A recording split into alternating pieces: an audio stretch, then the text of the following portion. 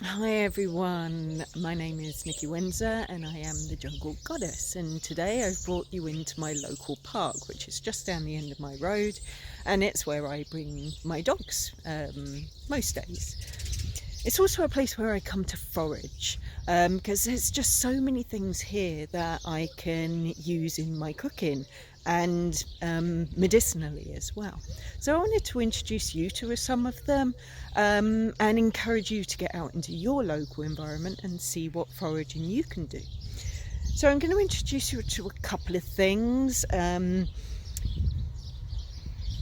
which I'll give you more information of at the end of this video. So what I've got here is the three-cornered leek. So it's a member of the onion family. It's actually an invasive species, so you're bound to have it in your garden. It's all over the UK, and it's characterised by a stalk that has three sides, and these kind of snowdrop type flowers. And as soon as you cut them, you can get the smell. It's got an oniony, garlicky smell. So these are coming to the end right now, but they're popping up sort of end of April. It's sort of during April they're coming up.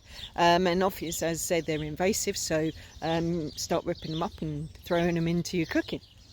There's also nettles. So nettles are a really good food that you can use and medicinal, and that's all the way over. I mean, with nettles, they're better when they're younger. Again, now they're starting to seed, so you really want just the tops. There's hawthorns, so I've got hawthorn bushes here, which are these up here with the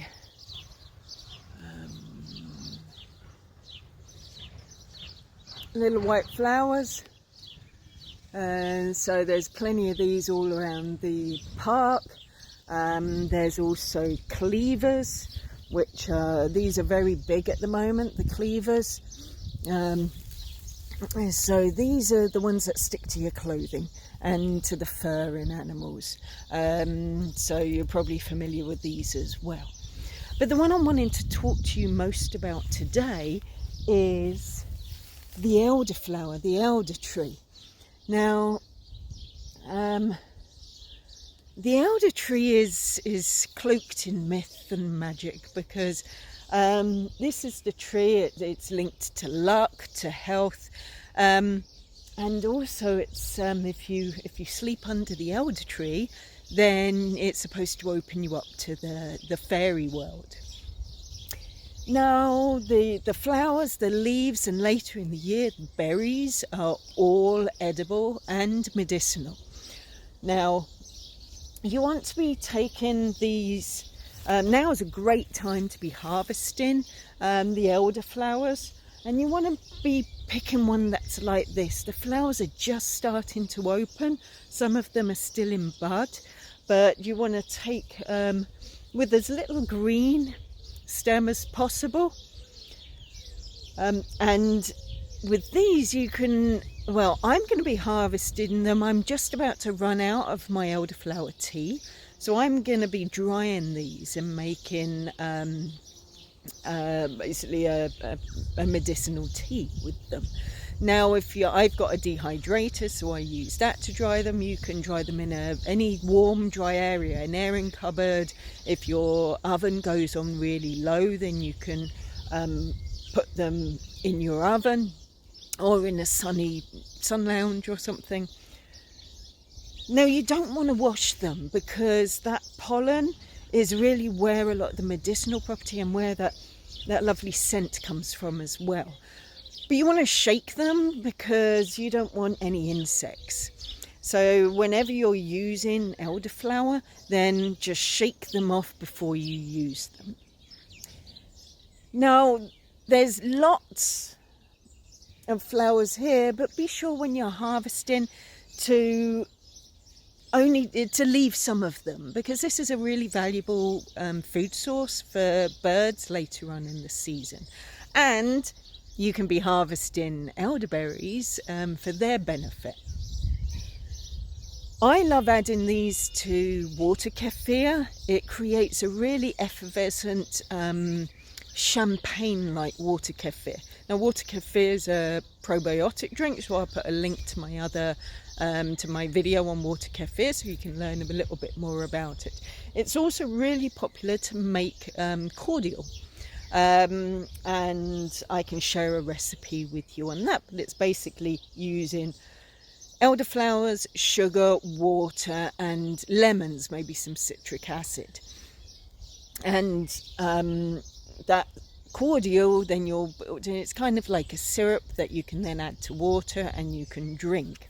I'm going to be trying this out as well, so look out for my other videos to see what I do with them, and I really want to try making a switchel with this, and I'll talk to you about switchels in another video. So what are the benefits of these? These are really good for boosting the immune system, for respiratory problems, for colds, coughs. They're good for allergies. So using elderflower with nettles are also good for allergies. So if you've got hay fever or any kind of allergic reaction to stuff, then making it a tincture or a tea with these is beneficial. Later on, when we get the berries, I'll talk to you more about those later in the year.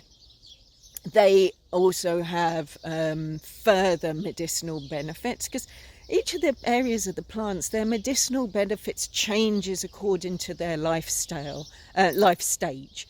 But most of them, there's a commonality there. So it's all around being antiviral. That's elderberries are very antiviral, and so they're used a lot for cold and flu remedies. And that if you go into the pharmacy, you'll probably find that they have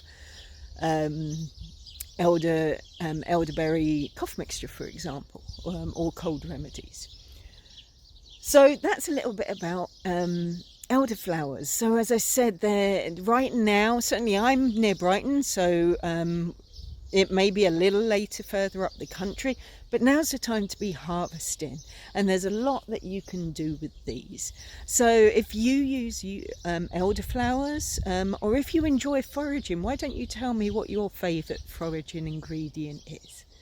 All right, thanks, and I'll give you some more information on these things at the end of the video. All right, I'll see you next time.